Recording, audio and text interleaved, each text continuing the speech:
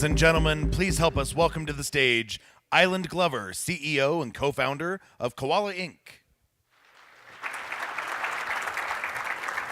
Thank you very much. My name is Eiland Glover, and I'm the co-founder and CEO of Koala Inc.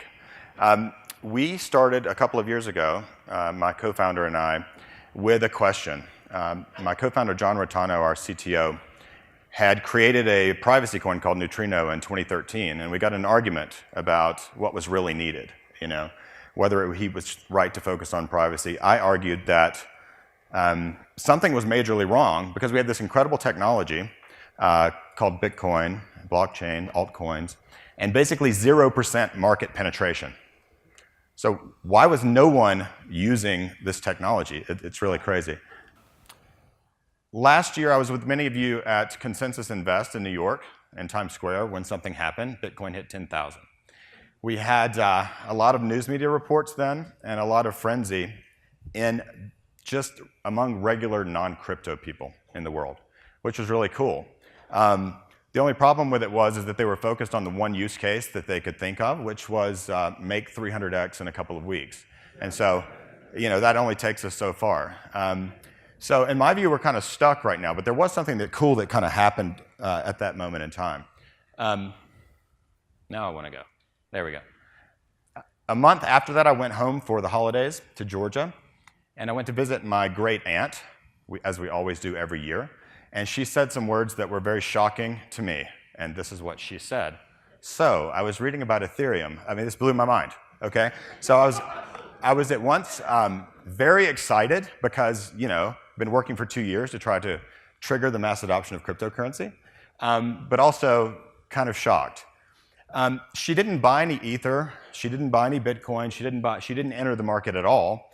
And in fact, most of my friends and family members who got really excited about the news at the end of last year did not actually take a step and join us here. So what's up with that? The problem is we are still early, and we have not yet begun the process of mass adoption of cryptocurrency, okay? And so today I want to talk about why that is, what are some of the obstacles to mass adoption, and some of the things that we're working on and some other projects are working on to try to remove some of these obstacles so that all of our projects here in this room can thrive as we welcome lots of new entrants into the marketplace. Just to get a visual image of the size of our industry right now, this is the most recent data. This is from Visual Capitalist. You guys may have seen this. That's the little dot over there on the far left is the entire market cap of all cryptos. And then these other big blobs are the global money supply and equities. And there's others too. So the long and the short of it is that we haven't even begun really to break into mainstream kind of economies of value. But it's time that we did that, and we can start that in 2018 on a bigger scale. In fact, I think we're headed for a massive expansion of the entire token economy as cryptocurrency takes over and eats large sections of the financial services industry, and as equities start to morph, as they already are beginning to do, into tokens. So how are we going to get there? What is it going to take? What we need is mass adoption. We have to invite everybody, even my 93-year-old great aunt, into this economy. And to do that, we have to make crypto very, very useful. That sounds like a very trite thing to say, like, hey guys, make it useful. Why don't we make it useful?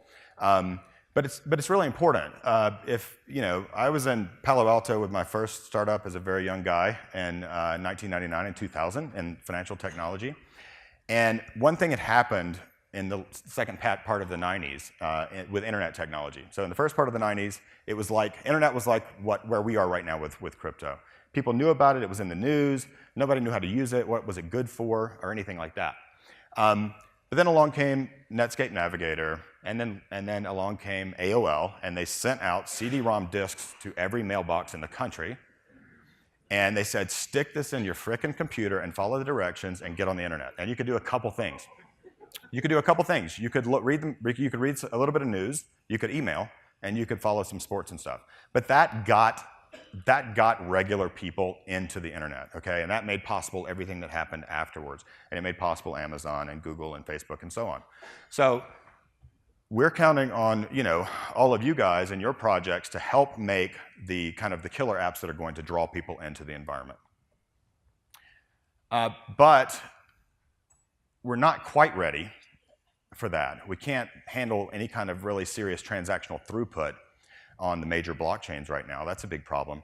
And there's some other infrastructure problems too, and one of them I want to talk about today, which is this. It's volatility. So volatility is really great if you are a trader who thrives on volatility, or if you're an exchange, it's great, I think.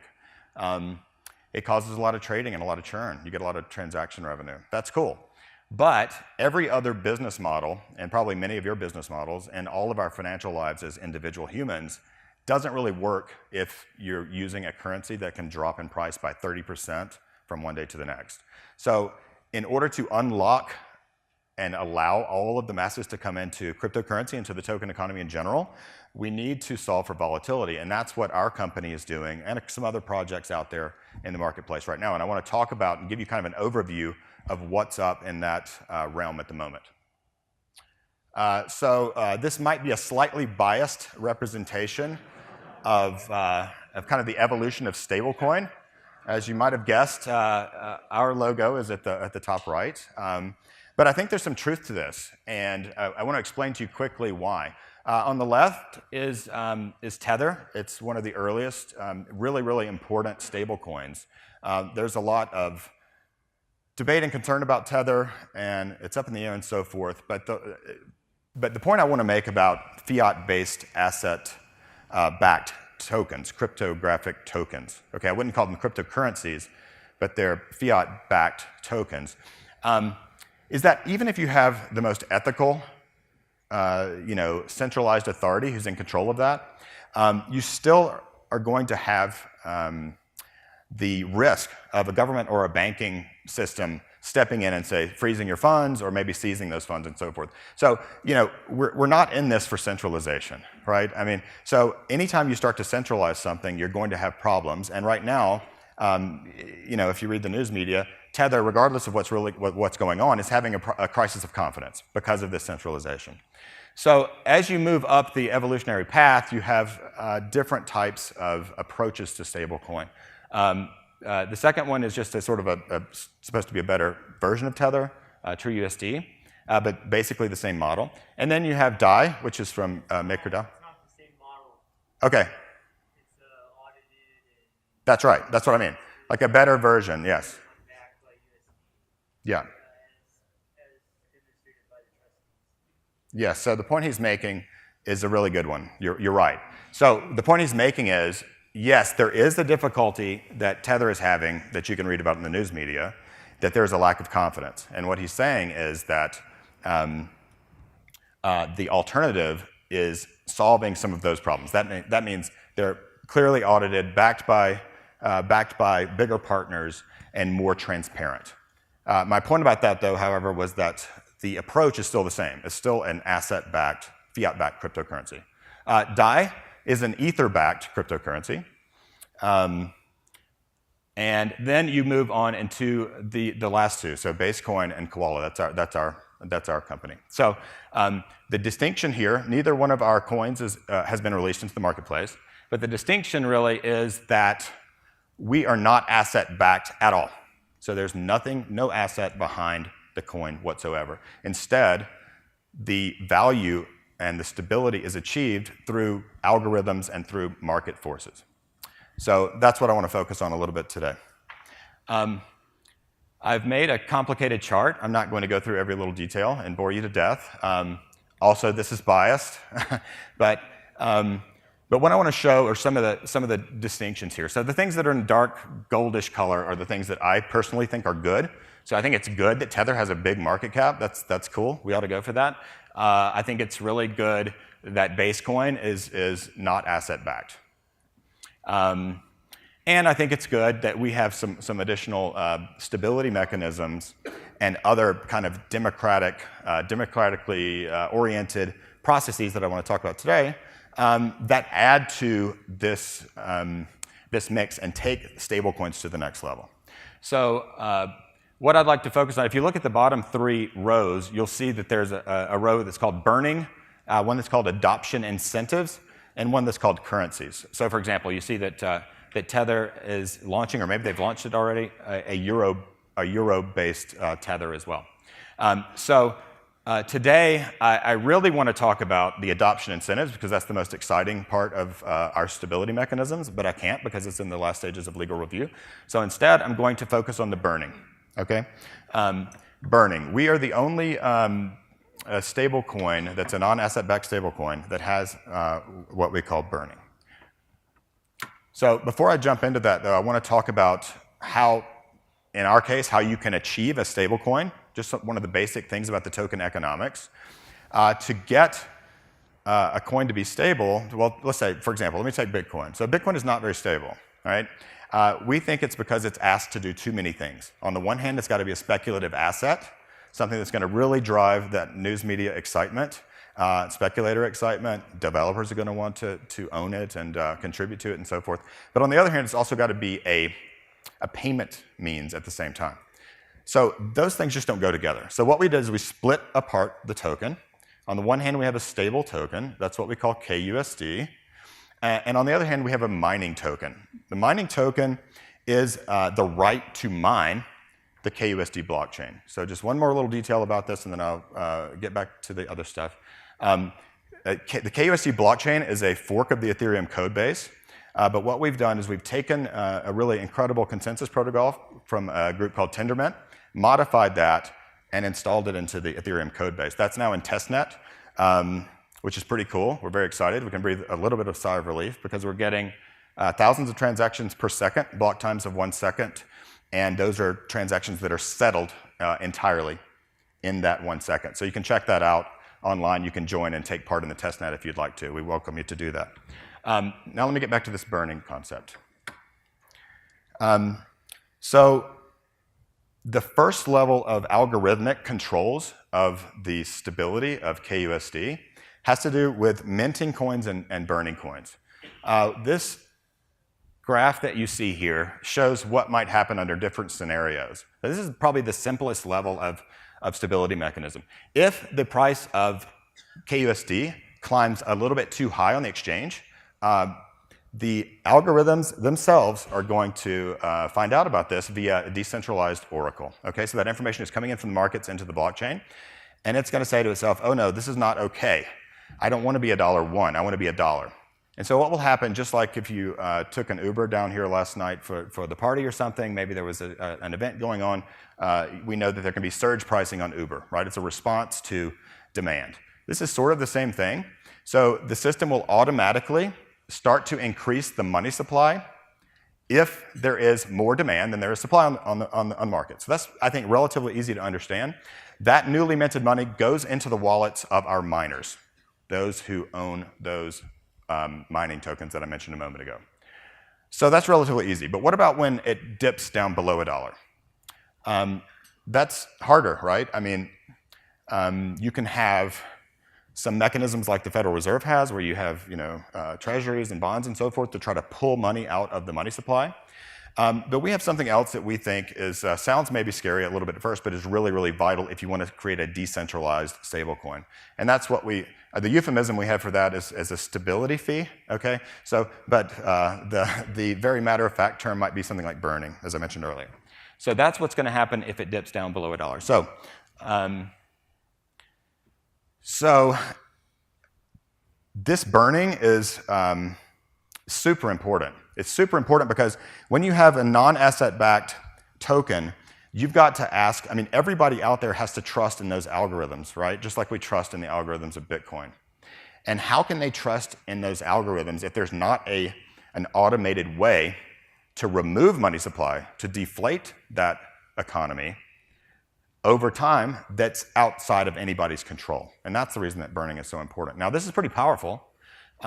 Here's just an example. So with a 15% daily on-chain turnover of transactions on the network, we'll burn 8% of all the money supply in 30 days, or 40% in 180 days. So this is very, very important because it needs to communicate clearly and simply to the marketplace of traders who provide the majority of the stability in actuality for any kind of stablecoin, that we've got their backs, right? That the blockchain itself has their backs, okay? But for the users of KUSD, this burning is almost inconsequential. In fact, it's much less typically than you would even spend on a good day in gas payments on the Ethereum network. So, and it also is capped at 2%.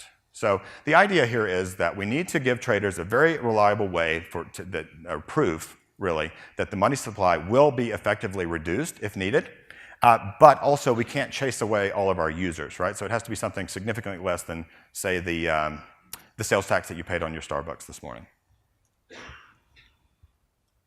So, as I mentioned earlier, this is only one level of many levels of stability mechanisms that the Koala protocol, that is the protocol that runs our stablecoin, uses. The other one that I'm not able to talk about yet is this one here in the gold. It's really cool because it incentivizes stability even further. It democratizes ownership of the network in a really cool way. And it also incentivizes growth of wallet share. So to help us expand the market cap for our coin and also to give us competitive advantage against the others that I showed on the screen. But we have talked about already this minting and burning aspect. Now these bigger blobs here are really just sort of some of the layers of that I sort of alluded to before, of the different levels of stability mechanisms. So you've got this algorithmic level. You then have the market forces, right? So I guess the easiest way to think about this is if you, if you saw that KUSD was trading at 95 cents and you believe in the burning, and you're a trader, you know, what are you going to do? You know, we need some number of those traders to say, wow, I think this is a good deal right now. I'm going to make 5 points on my money right now, because I know this is going to come back eventually, right now. So when they do that, or when that's done across the marketplace with thousands and thousands of traders, what happens is pretty amazing. I mean, I was amazed when we did our detailed agent-based modeling. Those traders really hold that thing to $1. We've even seen this with the history of Tether. Despite all of the kind of the ups and downs in the news cycle for Tether, you know, it's done a good job of holding its value. And that is also largely due to this bottom kind of grayish blob here, these game theoretic forces. So that's something that's called a Schelling point or a focal point. I'm not going to go into this in great detail, but it's pretty cool. If you're in a marketplace and you don't know what the other guy is thinking, you have to guess, right? So if you know Tether or you know KUSD or you know any of these coins are supposed to be $1, your best guess about what the other guy says is that it's $1. And so that's your focal point. So this is a very, very powerful force that actually won a Nobel Prize several years ago, and it's operating today. You can see that in the Tether marketplace, and it operates in these non-asset-backed stablecoins as well. So just to remind you, you know, we think that we need stablecoins, and when I say stablecoins, I'm talking about decentralized, non-asset-backed stablecoins that retain all the things that we know and love from true cryptocurrencies, but yet that are nevertheless stable. We need that money to stay stable from one day to the next so that you don't have to pay more, you know, so that by the time you finish your shopping at the grocery store, you're not paying twice as much for your groceries, right? We need this stability in order for our marketplace and our industry to grow, and that's what we think is one of the big obstacles that we can remove. We view ourselves as an infrastructure provider. We are created, it's a protocol coin. It's on its own blockchain, a very fast blockchain, as I mentioned.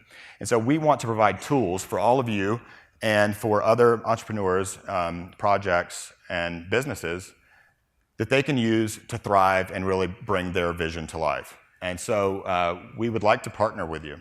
So please don't hesitate to reach out to me over the next couple of days, and let's talk. We're very open to that. So that might be, you know, here's some categories where we might have some overlap. We'd love to talk about those. And I'd also like to hear back from you on suggestions and other things. So we want to now engage with the community.